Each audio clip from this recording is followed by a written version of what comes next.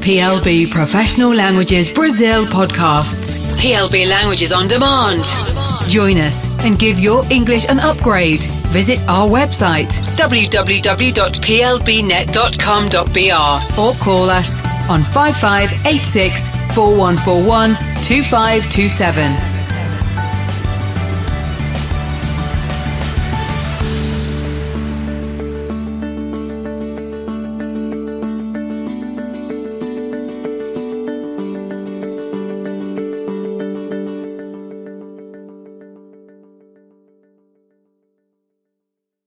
You're listening to a podcast from the Today programme on BBC Radio 4. Dom is here with the business news, including the threat from Donald Trump to put tariffs on steel imports, which is, some are talking about, that it could turn into a full-blown trade war, Dom? That's right. After his threat, the European Union plans to retaliate with its own tariffs on steel and aluminium, agricultural goods, and a range of other things, including, slightly bizarrely, bourbon and Harley-Davidson motorcycles. In return, Trump said he would whack tariffs on imports of European cars. Trump supporters are cheering, but most American economists do not like the idea. Jason Furman was chairman of the Council of Economic Advisers under President Obama. He's now an economics professor at Harvard. I put it to him that this tariff policy was popular with politicians in the past. It fell out of favor for very good reasons, and it fell out of favor in the UK 150 years ago with the debates over the Corn Laws.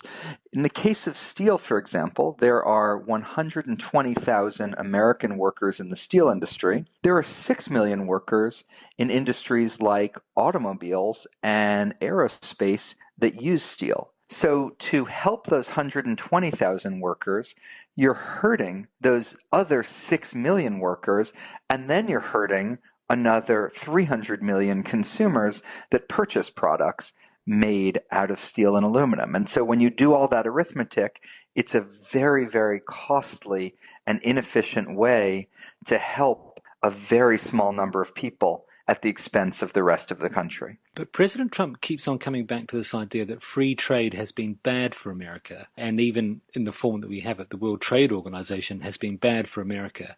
Does that claim stand up to any kind of analysis? I think free trade has overwhelmingly been good for the United States. The United States has set the global trade rules. It's been a key part of our growth.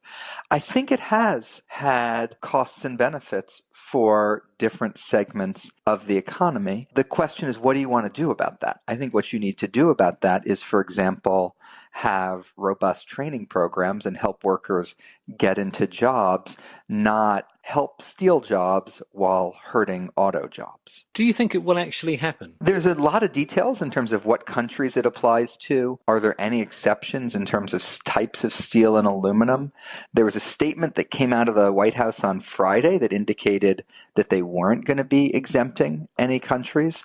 So my guess is it does happen, but with this White House, you never know. And if it does happen, what happens next? Because what does history tell us about the way trade wars tend to progress? Yeah, well, if this happens, the European Union has already said that it is preparing a set of countermeasures. I'd expect a number of other countries too. It could seriously affect the NAFTA talks with Canada and Mexico and potentially derail those talks, which would leave the president with a choice of whether to stay in NAFTA or pull out of it. And it could lead, potentially, if the United States responded to the responses by other countries, to an escalating series of measures. So this could either be bad or it could be awful. There's no scenario under which it's good. Isn't America's big business the ones that have done very well from free trade? Boeing, General Electric, even Google, Facebook. Are they not going to mobilize their lobbying to kill this if they must think that, mustn't they? Oh, all those businesses are lobbying like crazy. The business associations like the Chamber of Commerce have come out against this, but I don't think President Trump cares, and there wasn't, it appears, a whole lot of White House process to consider and weigh the steps economically or politically. It seems to have been a pretty impromptu thing on the part of President Trump. That was Jason Furman, who was former chairman of the Council of Economic Advisers to the White House under Obama. We'll be hearing more about that trade war later in the week, I'm sure. My markets guest this morning is Jessica Ground, UK Equities Fund Manager at Schroders. Jessica, for a lot of people, trade wars will be, a tariff on a piece of paper somewhere in a port, but actually this could get quite serious, couldn't it? Definitely. So the EU, it sounds like they've been drawing up their list of what they're going to retaliate for some time. And I think it's also thinking about the unintended consequences. So, for example, one of the biggest consumers of aluminum and steel is the oil industry, an industry that Trump himself is very supportive of in the US. And obviously that's going to hit everybody in the price of oil in their cars. So the reverberation is quite significant. Also, we had the director of the UK, the trade body for the UK steel industry on the programme last week, and he said, really, it's the secondary effects that might hurt. So if Chinese steel can't go to America, it might well end up here and be very bad news for UK steel producers. Definitely. Similarly, US might decide to manufacture in Canada just over the border, where there's a huge amount of aluminum over there. So in our global world, as you say, businesses can move quite quickly to either manufacture or to export to other areas. Let's turn to events here in the UK. Interserve is a company which is a bit like Carillion in what it does, not like Carillion in the fact that it hasn't gone bust, but some people are thinking it might. Apparently it is going to cut some jobs in an attempt to do a financial restructuring. But one of our more savvy investors, a guy called Alan McIntosh, who founded the Punch Taverns empire, has poured a lot of money into it. So Interserve perhaps actually on the way back. Well, industries are always interesting when capacity is coming out of them. And undoubtedly not just Carillion, but the outsourcers like Capita and Serco have definitely looked at their business model. They're being much less aggressive in how they're bidding. The problem in this industry is that margins have just been too thin, but now might be the right time and margins might start to expand in the support services. It also goes to show, doesn't it, that if you can decide when to catch the falling knife, you might do all right. As we saw last week with Provident Financial, people thought Provident Financial was going to go bust, and they did a rights issue. The shares went up by 75% in a day. If you're brave enough, you can make some money. Definitely. All things just have to be less bad than the expectations. Exactly. Now, on gender pay reporting, we covered this extensively last week, but there's a lot of coverage in the papers today about the city's attitude, the financial services businesses' attitude to gender pay reporting, and that there might be some cunning wheezes that they can get up to exclude some of their highest paid male staff.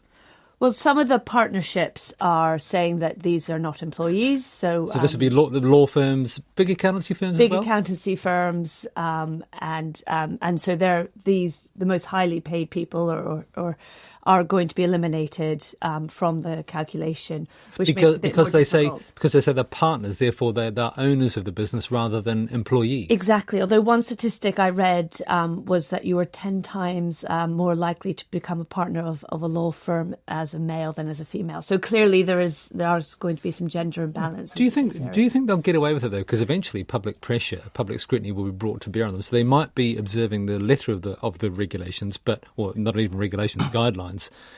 But will they really be able to do this? Well, certainly there have been some MPs who've already been asking questions about this. And, we were just talking about unintended consequences. So I suppose it was one of the unintended consequences of how this was drafted originally, but might be corrected. Thank you very much, Jessica Ground from Schroders. Now, the retailer Sports Direct has been in the headlines quite a lot in recent years over its employment practices. You might remember its founder and boss, Mike Ashley, had to endure a few torrid moments in front of a parliamentary select committee last year. Another thing that marks the company out from the crowd is its habit of investing in other retailers. It's held shares in Game Digital, French Connection, House of Fraser, and most notably the department store chain Debenhams. It's lifted its stake there to 29.7%, just under the threshold at which you would have to make a takeover offer. Liam Rowley is head of strategic investments at Sports Direct. Liam, thanks for coming on. What is the point of all these investments? Thanks very much for having me. I suppose it's a range. We don't know which necessarily are going to be perfect. We are an innovative company that likes to be very agile, and there's lots of different opportunities that we see with each one. I got brought in only about 6 months ago to really focus on these strategic stakes and try and get as much value as we can out of them. And for example, we had Game Digital, which people thought was a bit out there. Game is a company that was under a bit of pressure.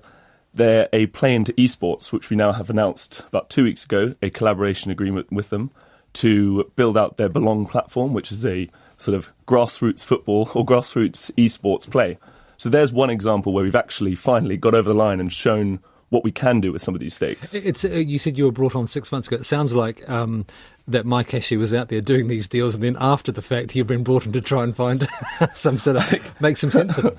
I think a lot of people like to think that, but there's always method to the madness, I think. What about let's take Debenhams, for example. It's quite a big stake you've got.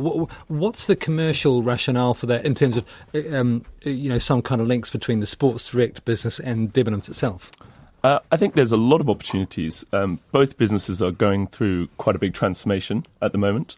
We see how we can integrate with Debenhams both online, which I think would be very interesting, internationally second, and then obviously in the UK. We have trialled concessions in their stores before. They didn't go so well, did they? They didn't. We pulled back from 5 of the first 9, but I think both companies have learnt from those mistakes. And I think now we have a more elevated offering going forward. We think that would work a lot better in some of the stores. You'll do it again, but you'll do it better. Well, I think we can work in a way that is more cohesive. Because I don't understand why you don't need to own 30% of Debenhams or nearly 30% to do a commercial partnership with them. Why do you need to own that much? I mean, a lot of the time you don't need to. Firstly, you can make a big financial gain out of it. Secondly, you'd be surprised the second you own a share in any company, they do come knocking. Those conversations well, that's what I was going to ask. Happen a lot easier.